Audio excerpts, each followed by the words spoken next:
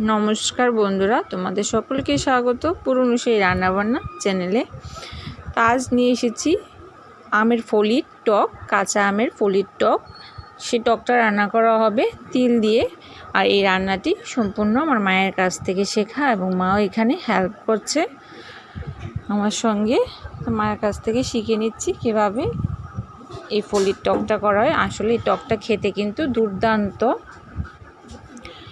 ফলি দিয়ে যতগুলি রেসিপি তৈরি করা হয় তার মধ্যে সবচেয়ে ভালো লেগেছে আমার এই তিলের টকটা। তো এটাই তোমাদের সঙ্গে শেয়ার করছি। এই শুকনো ফলি দিয়ে কিন্তু অনেক রেসিপি হয়, ডাল হয়, তারপরে শুকনো ফলির আচার, টক, আরও অনেক কিছু রেসিপি হয়। তো এইভাবে আমরা আম কেটে শুকিয়ে রেখে দিই, বছর জুড়ে বিভিন্ন রেসিপি তৈরি করা হয়। তা আজকের সম্পূর্ণ রেসিপিটি মা করছে এই ফলির টক। তার জন্য লাগবে তিল, কালো তিল নিয়ে নেওয়া হয়েছে, তোমরা চাইলে সাদা তিলও নিতে পারো। এই তিলগুলিকে ঘরেই ভালো করে চুরিয়ে ধুয়ে রোদ দিয়ে শুকিয়ে নেওয়া হয়েছে। এতে অনেকটা কষ্ট হয়েছে, বাজার থেকে খোসা ছাড়ানো তিল কিনে আনলেই ভালো হয়। তো এগুলিও মা করেছে। আর এদিকে ফলিগুলিকে প্রায় 20 মিনিটের মতো ভিজিয়ে রাখতে হবে। কেন সেটা পরে বলছি তোমাদের। তো তিলগুলিকে একটি শুকনো খোলাতে ভেজে নেওয়া হচ্ছে। তো তিলগুলি এখানে ভাজা হয়ে গেছে। এখন চলে আসছি মেইন রান্নাতে। তো একটি কড়াই বসিয়ে দেওয়া হয়েছে, তাতে দিয়ে দেওয়া হয়েছে 2টি তেজপাতা, 3টি শুকনো লঙ্কা।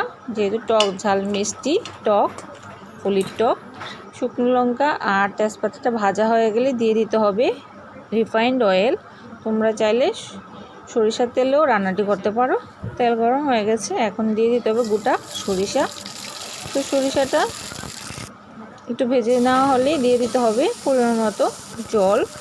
টকটাকে যতটুকু তোমরা পাতলা রাখতে চাও, তিল আর ফলির পরিমাপ বুঝে জলটা দিয়ে দিতে হবে।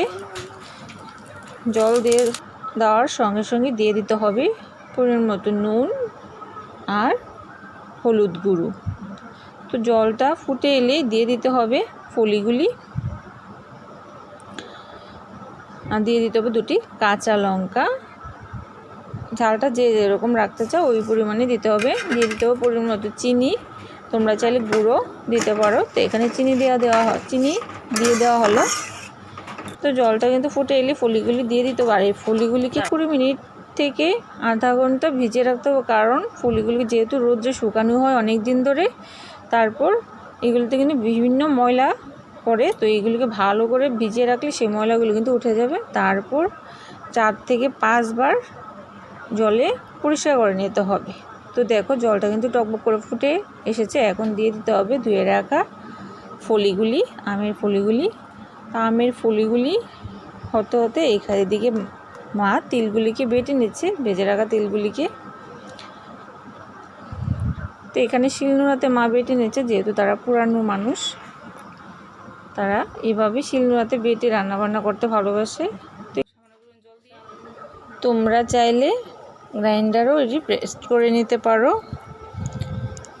তো এখানে মা তিলগুলিকে ভালোভাবে বেটে নিচ্ছে। আর বন্ধুরা, যারা অলরেডি সাবস্ক্রাইব করে নিয়েছো তাদের অসংখ্য ধন্যবাদ। আর যারা এখনও সাবস্ক্রাইব করে নিয়ে পরবর্তী নতুন নতুন এই ধরনের ভিডিওগুলি নোটিফিকেশন সবার আগে পাওয়ার জন্য, আর এই ধরনের মা ঠাকুমাদের রেসিপিগুলি নোটিফিকেশন সবার আগে পাওয়ার জন্য আর পাশে থাকা বেল আইকনটা অবশ্যই বাজিয়ে নেবে।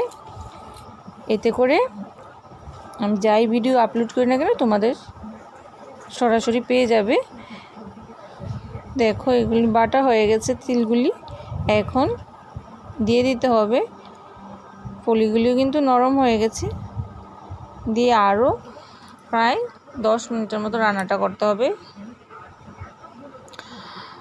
আর টকটা যাতে ঘন হয় তার জন্য দিয়ে দিতে হবে বেটে রাখা চালের গুঁড়ো। তো টকটাকে দেখতে কিন্তু কালো মনে হচ্ছে, কিন্তু যেহেতু কালো তিল দিয়ে করা হয়েছে তাই টকটা রঙটা এরকম এসেছে, কিন্তু খেতে কিন্তু দুর্দান্ত এই টক। তো এখানে মা বেটে নিচ্ছে চালের গুঁড়ো। দেখো ফলিগুলি কিন্তু নরম হয়ে গেছে। তো এখানে চালের গুঁড়োটা এখন দিয়ে দিব।